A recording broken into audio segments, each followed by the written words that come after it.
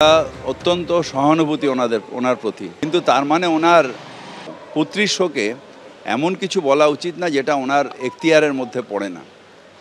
উনি এখন হয়ে গেছেন যাদের পাল্লায় পড়েছেন, এবার ওনারা পলিটিক্স করছেন তাকে নিয়ে, এটা ঠিক না।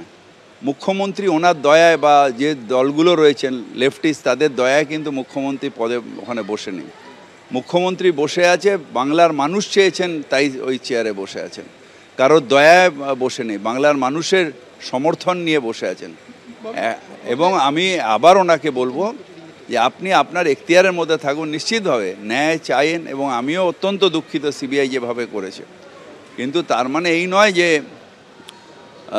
আপনাকে দিয়ে যা বলাবে আপনি তাই বলবেন। এটাতে আপনার নিজের যে মানুষের যে সহানুভূতি আপনার উপরে, সেইটা নষ্ট হয়ে যাবে। শুধু কুণাল ঘোষের সুরে নয়, আরো এক কদম এগিয়ে নির্যাতিতার বাবা মাকে এভাবেই আক্রমণ শানালেন ফেরাদ হাকিম। আপনারা শুনলেন, তিনি বলছেন এখতিয়ারের মধ্যে থেকে অভয়ার মা বাবা কথা বলুন। শাসকের লাগাতার আক্রমণের মুখে অনড় অভয়ার পরিবার, তারা কিন্তু নিজেদের অবস্থানে অনড়ই রইলেন। মুখ্যমন্ত্রীর পদত্যাগের দাবিতে আরজিকর কাণ্ডে মৃতের বাবা, তারা নিজেদের অবস্থানে অনড়। মুখ্যমন্ত্রী কেন পদত্যাগ করবেন না?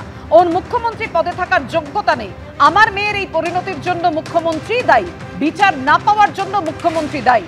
স্বাস্থ্য দপ্তর ও কলেজ কর্তৃপক্ষের গাফিলতি কোর্ট চোখে আঙুল দিয়ে দেখিয়ে দিয়েছে। সরব আরজিকরের নিহত নির্যাতিতা চিকিৎসকের বাবা, এমনকি সিবিআইয়ের তদন্ত নিয়েও প্রশ্ন তুলেছেন তারা।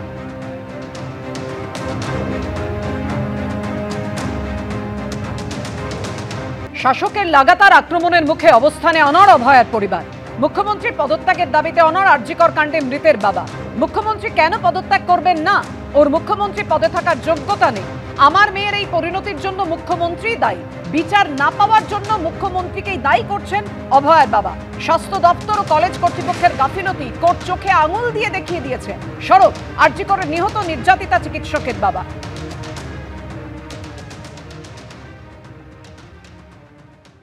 আজকে আমাদের মুখ্যমন্ত্রী, যিনি পুলিশ মন্ত্রী, তিনি যদি এই রায়ের কপিটা পড়েন, তাহলে কি করে তিনি ওই সিটে বসে থাকেন?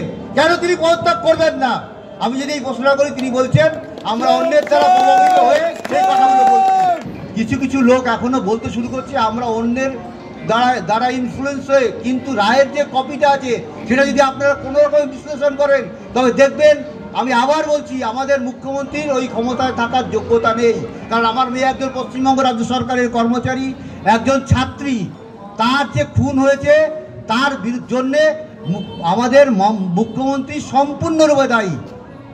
তাকেই দায় নিতে হবে, এবং দায় নিয়ে তিনি তার উপযুক্ত ব্যবস্থা নেবেন, আমি এটা মনে করব।